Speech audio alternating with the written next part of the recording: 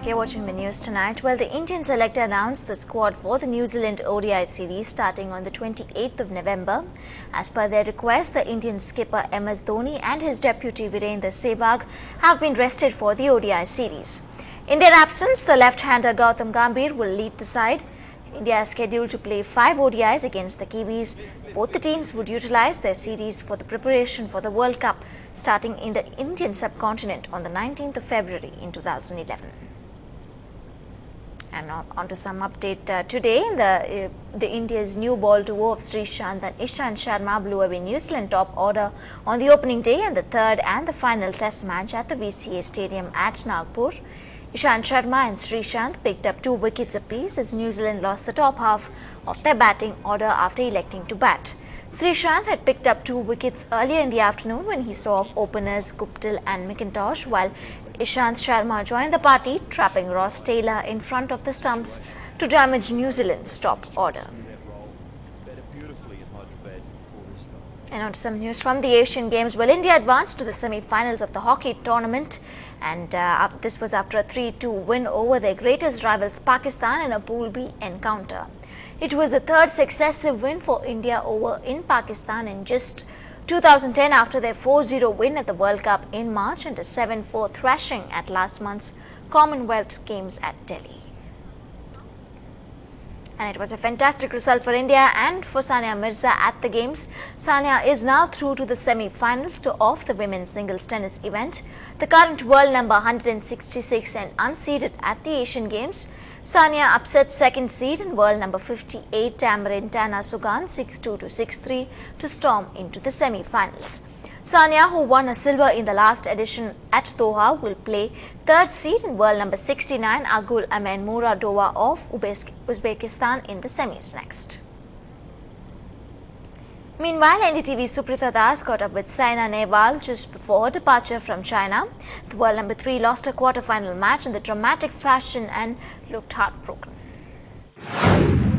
We know she's a fighter, she never gives up, but that spirit was not good enough probably at the quarterfinals as Saina Nehwal crashed out. Saina, little difficult to recover from this loss? It is difficult when you lose in such type of events at the Asian Games, and the same thing happened in the Olympics also 2 years back when I was having so much of lead and lost the match. So it's always very difficult to come out from such big losses, but you have to move on, you have to work hard, and there are a lot more tournaments next year and I have to work on that. But this tournament I was expecting a lot more, but it didn't happen. Maybe it was not written, but I trained really hard before this tournament. Was it also a case of being a little tired, a little exhausted because back-to-back tournaments, it's been a packed year? Yeah, it was obviously because of the Commonwealth Games and Asian Games, just 3 weeks of break. But you have to get used to it, and this was the first time I'm playing 2 back-to-back big events, and just had 3 weeks of break for such big event to prepare. But I trained really hard and still did my best, got up to the 90, very close match, but at the same time it was the last time when I played her I beat her like 15 and 12, and this time I didn't know what went wrong. I was very confused where she would play the next stroke, so I think I was not very confident that day. Even here there were so many people cheering for you, Saina, go in China. Does that also sort of put a little bit of pressure on you? It happens, but not when you play abroad, it's not too much. But when I played the Commonwealth Games, it was there. But when I can handle that pressure, this is nothing in front of that. So it was not that reason that I lost because of the pressure or expectations. Whenever I play a match, I just play for winning. Otherwise, I wouldn't have won so many events. You're seeming really depressed and sad about it. How do you lift yourself out of this and move ahead? I have to work very hard now. I have to just keep on training throughout the day so that I forget it. Thank you so much and all the best. Thank you. Well, back in the city, the Colonial Cousins came up with an exquisite fusion of ragas and pop elements at the 5th day of the Hindu Friday Review November Fest. Here is a lowdown of the musical evening. Last evening had the busiest crowd of the fest, as it was time for the Colonial Cousins' homecoming. Well known for their seamless fusion of Carnatic and Western music, Hariharan and Leslie Lewis were all set to roll. Hariharan's rich baritone and Leslie's smooth strumming on the guitar complemented each other. This is what the cousins had in store for us this time around. I have performed in this fest, I think last year or the year before last, with NDTV-HINDU-NEWS.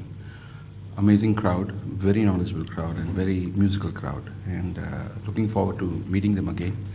And what they can expect is all the colonial hits. What say, Les? You said it. Yeah, we're going to, I think, have a party tonight because we're just going to get on stage and I know when the audience is really in a good mood, I think both of us can really have a great time with the audience. And I think it's going to be like that tonight. I have a feeling. It's a good feeling. Yeah. It's a good feeling.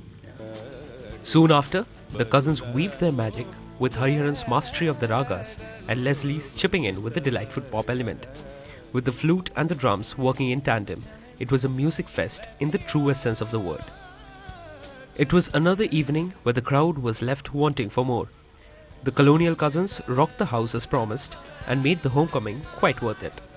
With camera person Manoj, Kali Sayak for NDTV Hindu.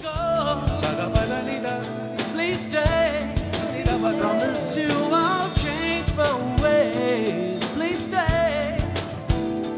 Baby, don't go away.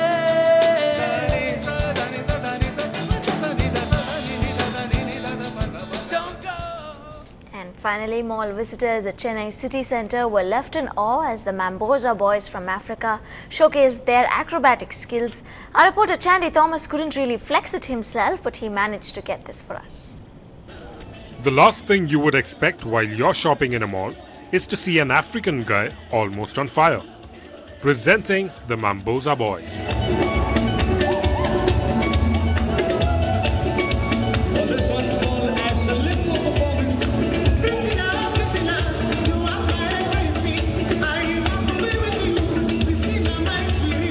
They started off their show with a dance, letting the audience believe that that was all they had to do. But soon, the jaws dropped to the floor. The body acrobatics performed by these men left this little guy curious for a different angle.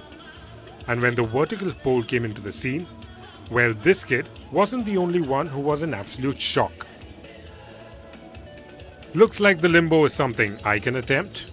Not at all. That requires more than just a flat stomach to flatter the pretty girls.